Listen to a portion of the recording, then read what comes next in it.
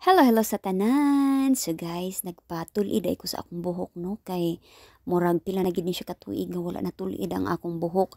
Kapoy na kay siya suglayon guys. So mo na nga nakalugar tag patulid sa atong buhok kay naka-sponsoran man ni siya ni Cordopio no. May na lang guys no. So akong kauban di ay ang akong anak diri si Nathan. So nag-smile-smile pa na siya kay na pa may mga makaon nga makaon-kaon.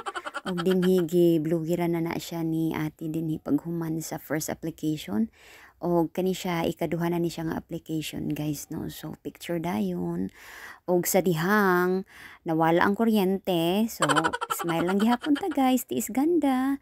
And after 1 hour guys, finally nibalik ra gyud ang kuryente. Only in the Philippines ra gyud guys no. On and off ang atong kuryente.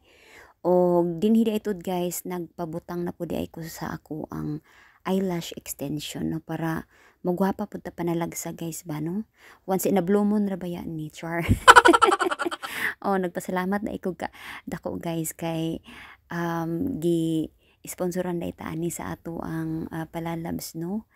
So may na lang matulid pud ni atong buhok once in a blue moon ug makapataod pud ta aning pilok sa kanding no.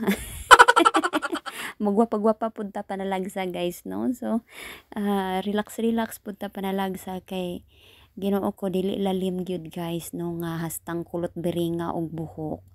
So thankful na lang gyud tong mga straight na daan og buhok. So di anhi guys nahuman ra gyud siya guys di ara.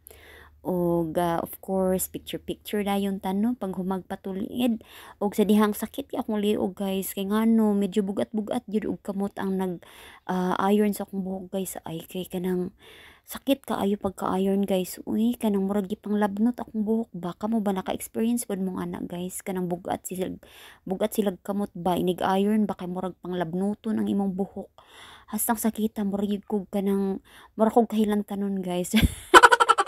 So dinhi di ay guys, i-apil na lang nako ang akong mga picture kay haron ma-post po din ako og apil sa akong vlogs. Dayon i-delete dayon kay mapuno na akong cellphone guys kay daghan na kay kog mga selfie ug mga video guys no.